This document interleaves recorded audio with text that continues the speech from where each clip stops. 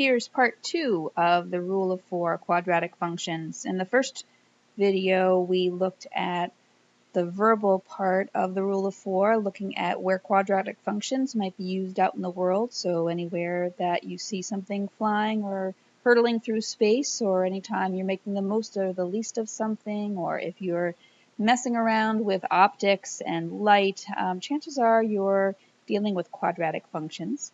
We looked at models. We looked at 4 different forms of equations that are quadratics. We'll mostly be looking and using the general form and the vertex form. We'll do a little bit with intercept form, and the parabolic or standard form we're saving for later when we look at conic sections. And now we're going to look at the parts of the graph of a quadratic function. So whenever you're graphing a quadratic, you're always going to end up with a parabola. If the y is being squared, we learned last time the graph is sideways, but if the x is being squared, it's going to be a parabola that's either opening up or opening down. And we can talk about the domain of the graph. If I draw just a little sketch here at the top. Here's a parabola that's opening up.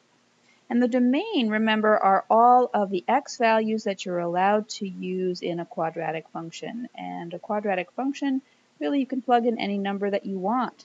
It's not going to be a problem plugging in positives or negatives or square roots or really anything. So our domain is all real numbers, and I'm going to use interval notation to describe the domain. So the domain is everything from negative infinity all the way up to positive infinity. And you'll remember that I'm using parentheses instead of those square brackets, right? I'm not using these because infinity is not a number and I can't include it in my domain. The range is going to depend on the parabola. So in this case, the one that I drew here, this parabola, where it's opening up, I'm never going to have a negative value for any of my answers. All my y's will be positive. So my range in this case, it could be 0. See, look where it's sitting right here on the y-axis, or on the x-axis, I mean. So it could be 0, but in this case, it's going to go all the way up to positive infinity. Here's a different one. If I had a parabola that was opening downward, let's say the topmost point, the maximum was at, let's say 1, 1.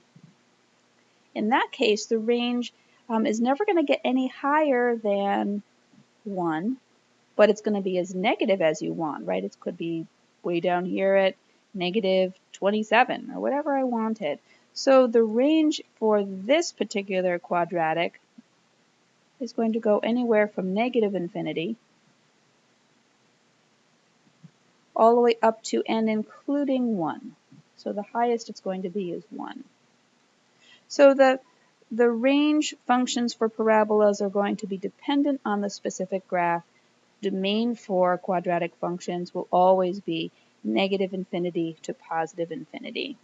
So range depends on particular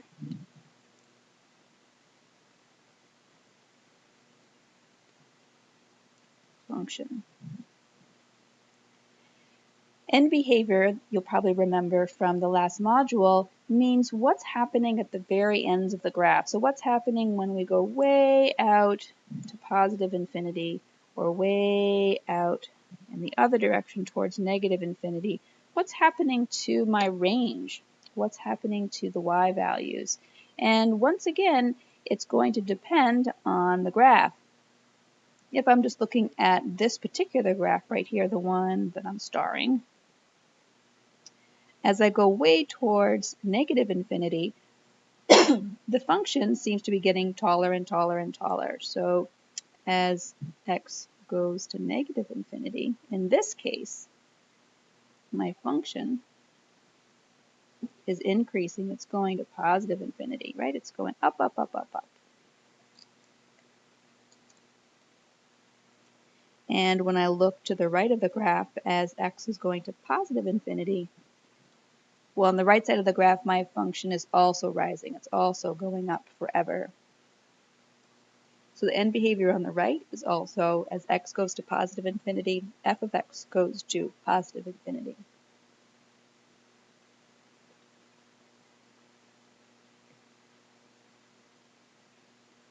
There's some words that we can use specifically to talk about quadratic graphs. The first three on your list, intercepts and vertex, axis of symmetry, we're going to use a lot.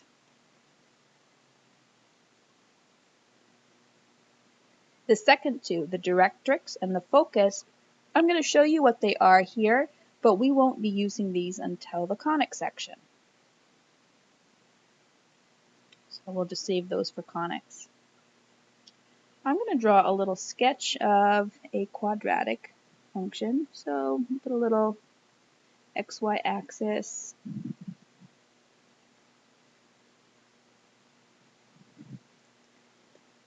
And let's draw a parabola. We'll have this one open up.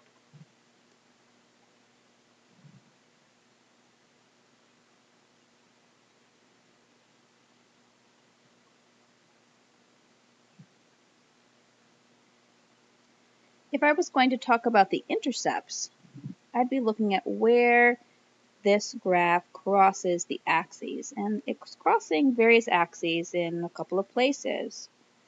Here are the x-intercepts, and right here is the y-intercept. So there's the y-intercept. And in this case, there are two x-intercepts.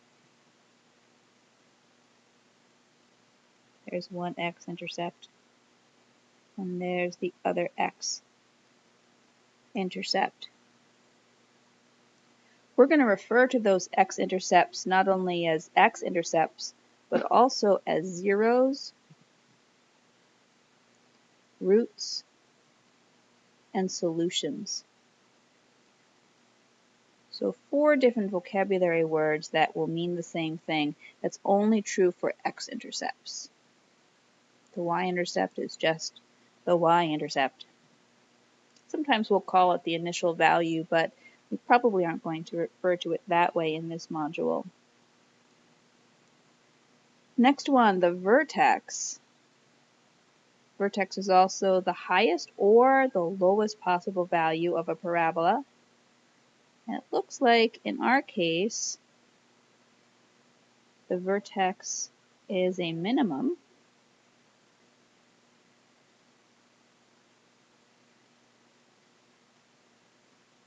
Because there are a lot of points that are higher up on the graph, but there's no point that's lower than the vertex on this graph.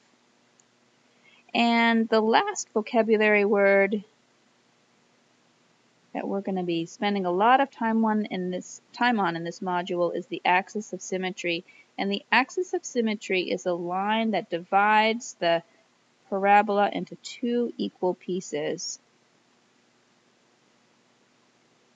And though it's not really part of the parabola, it's a reference point. It kind of tells you where the middle of the parabola is, and it really helps in graphing because the parabola is symmetric with respect to that axis of symmetry. If you folded it down the middle, so you fold it right along that dotted line, both parts of the parabola should line up. It should be folded perfectly in half along that line. Because the axis of symmetry is a vertical line, right, it's going straight up and down, vertical line. Because it's a vertical line, it has an equation always where x is going to be equal to some number. It's going to be equal to whatever the number of the vertex x coordinate is. So if this value here were 5, then the axis of symmetry's equation would be x equals 5. So this is the equation of the axis of symmetry. Axis of symmetry's equation.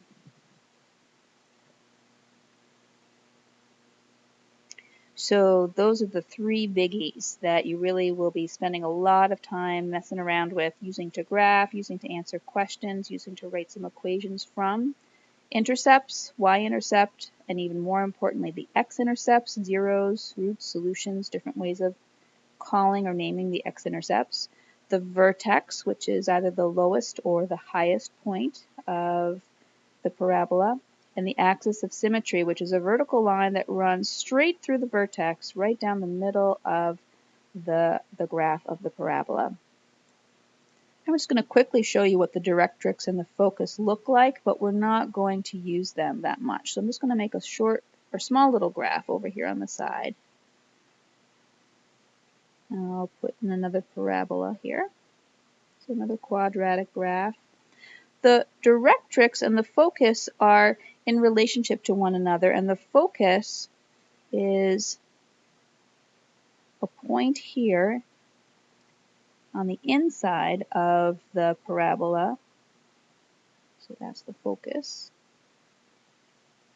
And the directrix is a horizontal line that's the same distance from the parabola, but outside the parabola.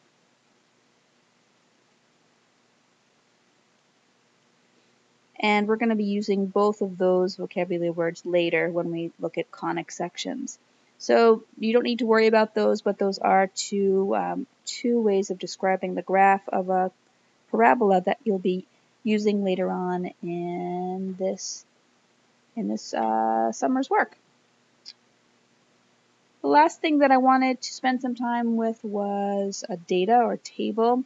And what's good about a table or data in a table is that you can tell that it's a quadratic if you're seeing a common difference that is happening twice. And I'll show you what I mean by that. So let's just say I've got this table of values. I've got an x, and I have an f of x or a y. And I'm just going to put some values here, -3, -2, -1, 0, and then 1, 2, and 3.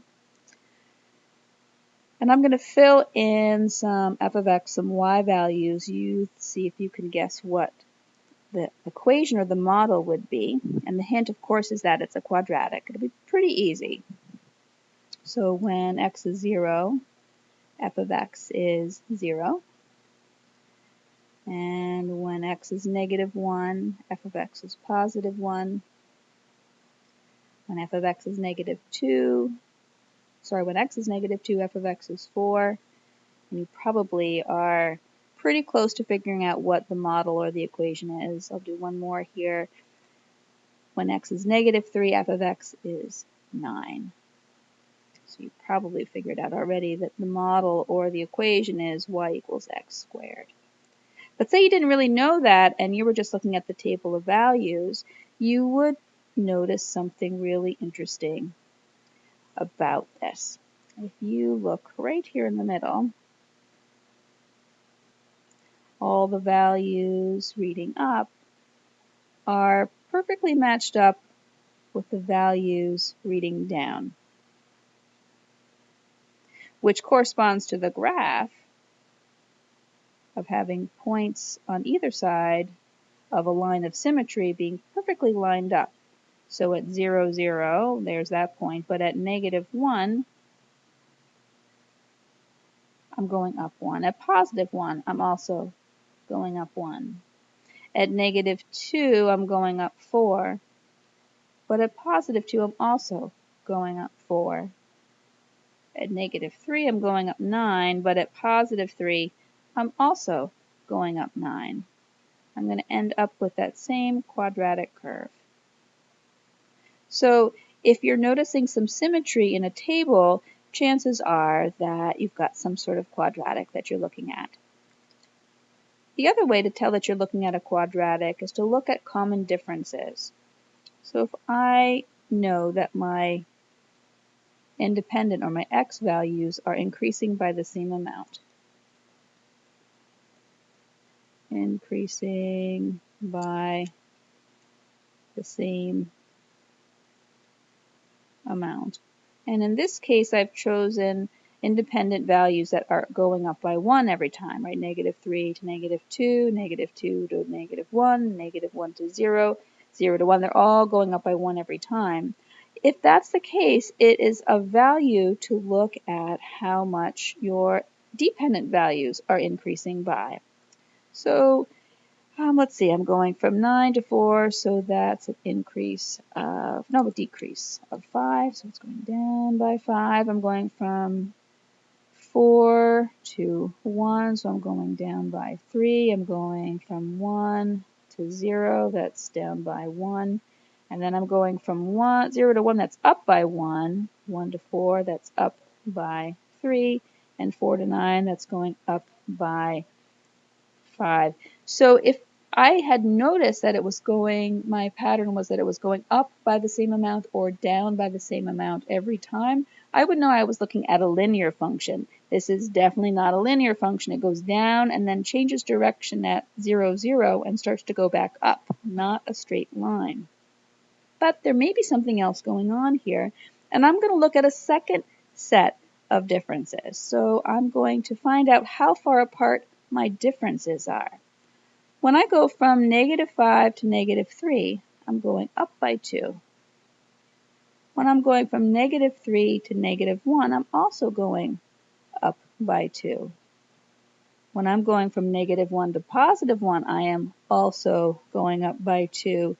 And in fact, all of my common differences increase by the same amount, up by 2 every time. When this happens, when you have a second set of common differences that are the same, you know you have a quadratic. This only happens if the data can be modeled by a quadratic. Now I picked a pretty easy set of data points to see that pattern, and the data that you look out in the world is not usually so easy. So there's some other ways of testing to see whether data can be well modeled by a quadratic or not. We are not going to look at those here, but sometimes when you do have a set of data that are forming a really sweet pattern like this, you can make a guess that chances are it's a quadratic, and in this case we were right.